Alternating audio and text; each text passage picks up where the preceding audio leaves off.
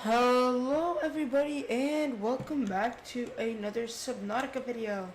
And today I'm going to be showing you guys how to transfer from your life pod or base to your Cyclops really fast and simple in 8 easy steps. So let's get right into it. So when you first board your Cyclops, first thing you want to do is find storage. So right off the bat, you guys can see that you have 5 different storages down at the bottom of your Cyclops. These are not that good as they're only like a 3x6 space, therefore only holding 18 items each. May seem good at first, but when you later in the game you need a lot more storage, it is not the best option. In all my game through plays that I've done, what I've used are wall lockers because they're really simple and they are also labelable. So you could change the label to like copper or something. So I highly recommend these. So that's one type, and the second type is a locker. This one is non-labelable, but it has a lot bigger storage, and it also requires quartz to make. 2 titanium, 1 quartz, while the wall locker only requires 2 titanium. So the wall locker is 1 quartz cheaper than lockers, but it might be worth it for the extra storage, but they are also non-labelable. So the first step, of course, is to build a ton of wall lockers all over like this. Now, we are still not done the storage phase, because something else that you need is, first of all, you can never have little enough wall lockers. Like, you're always going to need more wall lockers. Second, you're going to want to label your wall lockers kind of in like categories. So like you're going to of course want to keep like all the rare minerals, like maybe like kyanite and nickel together, and diamonds and stuff, while stuff like acid mushrooms, titanium and copper should go together in a place like where like all the more common ores are. So you want to label these stuff like copper, titanium, you get the idea. And you want to label all of these and keep on both sides. You can have them downstairs, you can have them everywhere.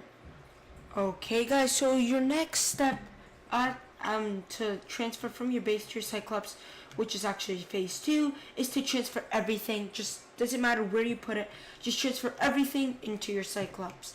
So that means deconstruct all your maybe not your fabricators, maybe like your power cell chargers, your battery chargers, your indoor planters. You can keep your bioreactor and moon pool. You want to take all the stuff from inside your lockers, inside your base. You want to move all that into your Cyclops. And this step is pretty self-explanatory. A few tips I can give is to empty your inventory completely before doing this, so you could like have more space to go through. And don't worry about organizing, because that's later. So after you've done the second step, you're ready to move on to the third step, which is construct basic machines, like basic necessities. Stuff like in your interior modules, like fabricator, radio, medical kit fabricator, the modification station. You're not going to need a power cell charger, and I'll explain why a bit later, but battery charger, all that stuff. Indoor grow bed, very important. All this stuff, okay? And all you have to do is build those little machines that shouldn't be that difficult to do. And once you've got that, then you're done step 3. Now on to step 4, which is organize, which you organize everything to your locker. And that's not the only part of this step. This step goes a little bit more into depth. Once again, you do want to keep these categories like this, like separate common ores, rare ores, grinding stuff, like all that stuff, electronics. Keep it all organized out. It's really simple to find. And then after you've done that, you want to survey all your lockers, and you want to see what you're missing.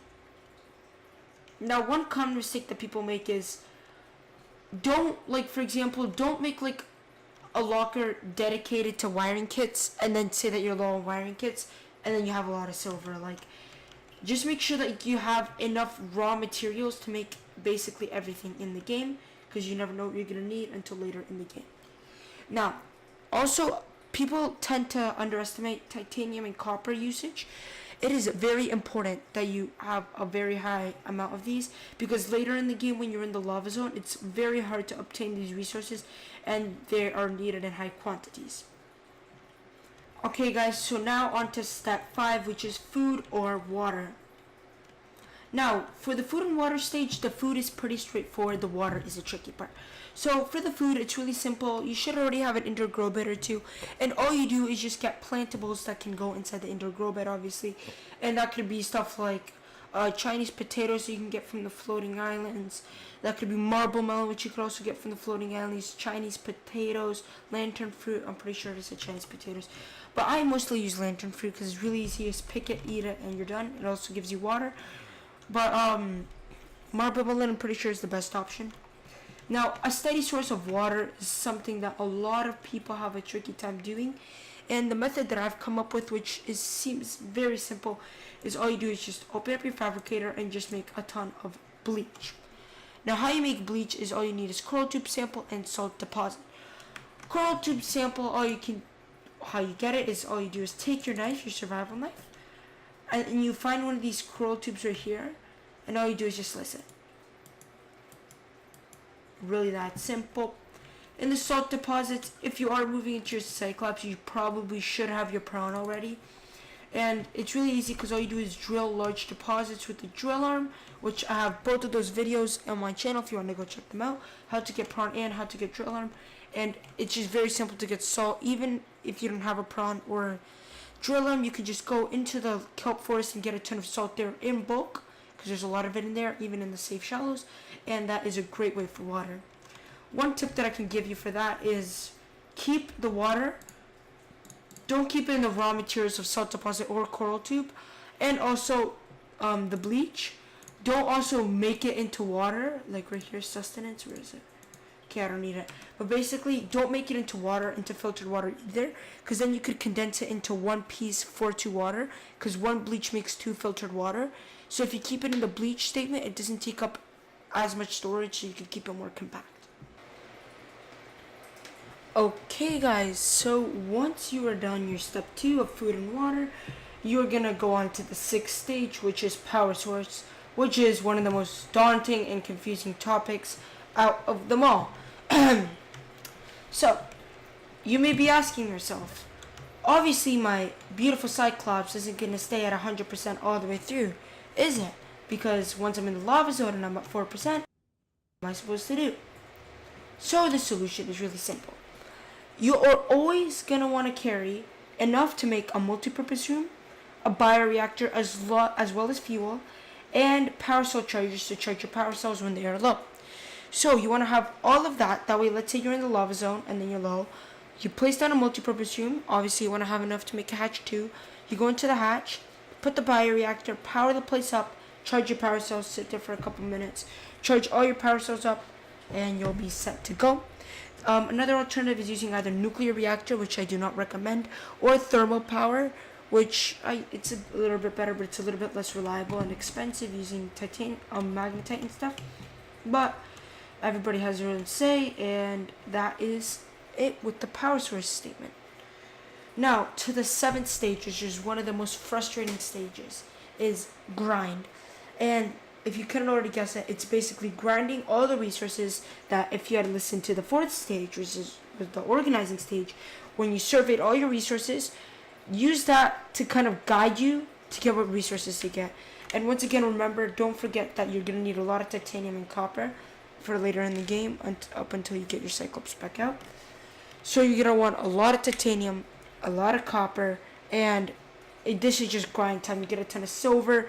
Good places to go is for shale outcrops, so it's diamond, I'm pretty sure lithium, and gold, I'm pretty sure.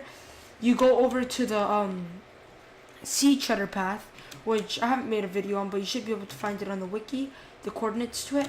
And there, if you don't already know, it's great because the sea cheddars leave like little shell crops, and it's a perfect place for that. Also, the mushroom forest has a lot of useful deposits, as well as the Kush zone, which is neighboring right to it. So all those are great places to go, and that's the grind stage. And once again, if you don't know where these places are, don't fret. It's just get all the stuff that you need.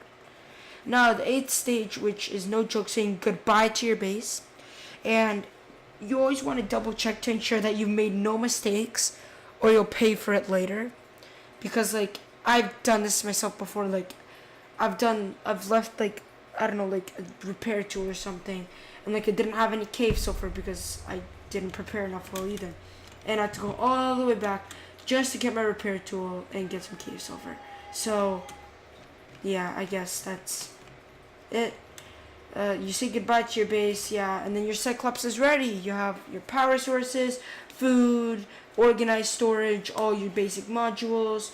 Also, I forgot, you probably want to add a bed somewhere, just in case if you want to skip a night. But yeah, from there you would upgrade all your Cyclops stuff. But I've made separate videos on most of these. And if this helped, leave a like and subscribe. And if it didn't, as I always say, leave a dislike, but not just a dislike, also a comment. That way I can know what to improve and make the videos better for you and for everybody else. But anyway, thank you all for watching.